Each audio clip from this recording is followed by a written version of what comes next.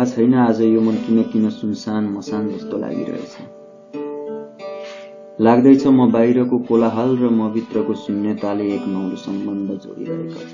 तर मलाई थाहा छ यो सम्बन्धसँग मेरो पुरानो सम्बन्ध छ भनेर।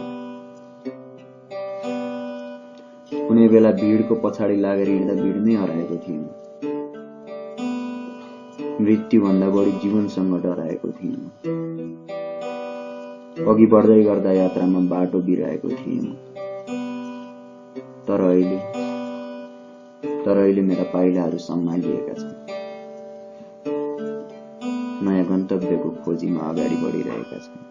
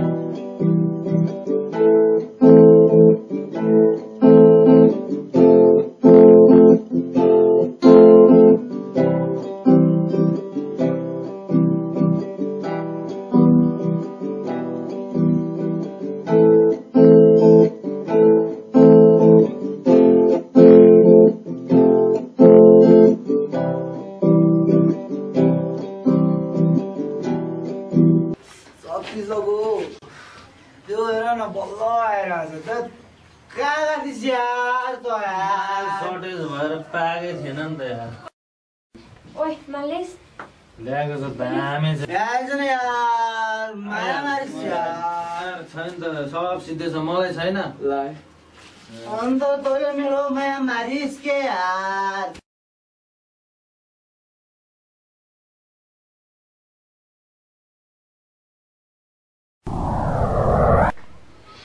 ओए माल बना न। साफ गर्न त्यो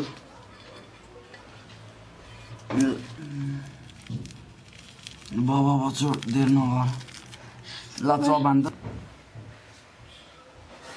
छिटो छिटो चबाने।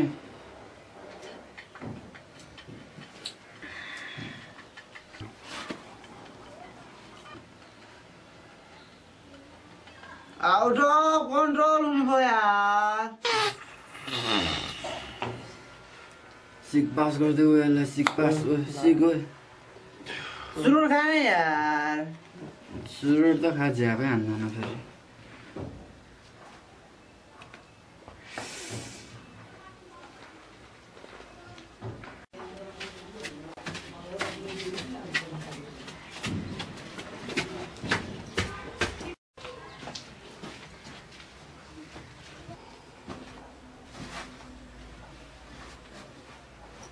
ओ यार यो मेरो भाइ हो यार। भुल्ने यार मैले के छ भाइ यार। के गरे सन्चै हुन्छ सन्च यार भाइ यार। लो अब यार भाइ खाँदैन कि क्या हो। खा भाइ खा। तैँले खान्छस् भन्ने मलाई थाहा छ त। लुकी लुकी त खान्छस् त खाइदिए के हुन्छ। ए भाइ अन्त केही हुँदैन।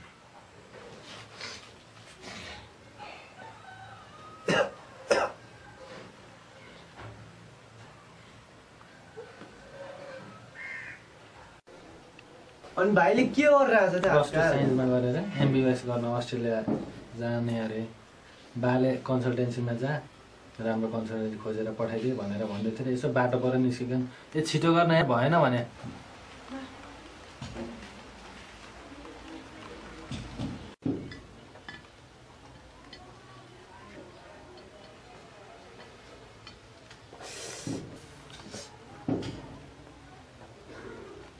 लो भाइ यो खाऊ खा भाइ खा एक्सपिरियन्स भनेको लाइफमा हरेक कुराको दिनुपर्छ बुझिस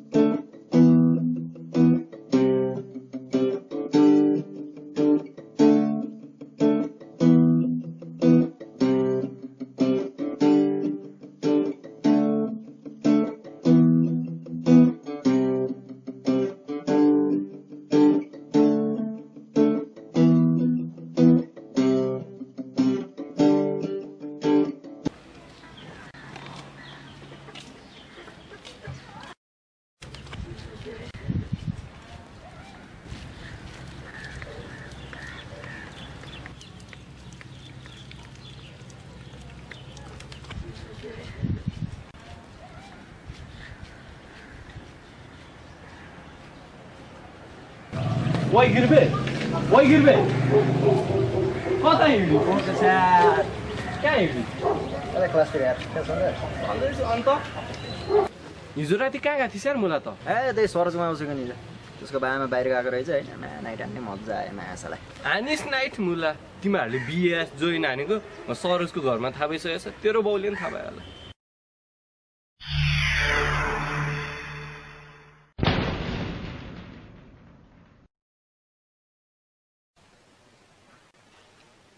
त गदाले मेरो नाकै काटिस कति पो तैँले खान थाल्यो अझ केही बोल्दैन झन् सानैदेखि आमा छैन भनेर पुलपिलाएर राखेँ सँगैमा दाइले अहिलेसम्म केही थाहा छैन सिक्न दाइबाट केही कुरा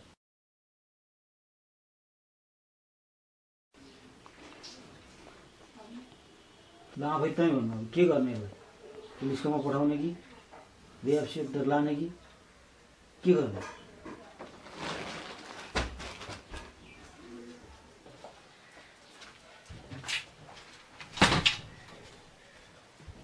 कस्तो खालको दाइ होला झन् भाइलाई के गर्ने भनेर यहाँ सल्लाह भइरहेछ फुत्त उठेर हिँडिन्छ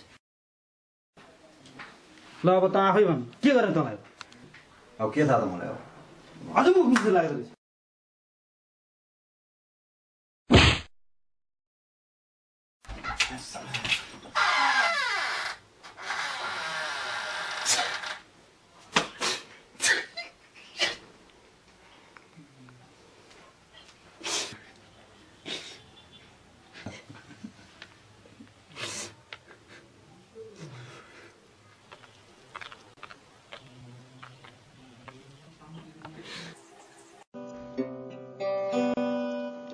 कुनै बेला भिडको पछाडि लागेर हिँड्दा भिड नै हराएको थिएन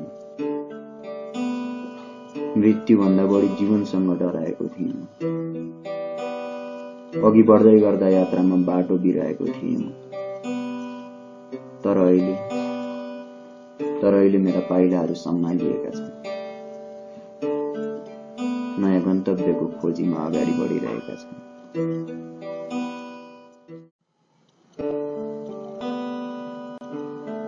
मैले देखेको छु यो घाटमा आएर धेरै मान्छेहरूको यात्रा समाप्त हुने गर्छ तर आज यही घाटबाट म आफ्नो नौलो यात्राको सुरुवात गर्दैछु थाहा छ बाटो कठिन छ गन्तव्य टाढा छ त्यही पनि मनमा कता कता अनौठो आशले जन्म लिएको छ लाग्दैछ मेरो मृत आत्माको चिहानमा एक सुनौलो बिहान उदाइरहेछ अब यही सुनौलो बिहानीको किरणमा उभिएर एक नौलो कहानी लेख्नु छ कुनै दिन भेटिएछ भने सँगै बसेर पढौला त्यो कहानी तर दाइ त्यो भन्दा अगाडि फेरि एकचोटि बाँचेर देखाइदिनु छ मैले हामी दुवैजनाको निम्ति Don't forget to hit the like button if you like this short movie because more likes, more chances to win.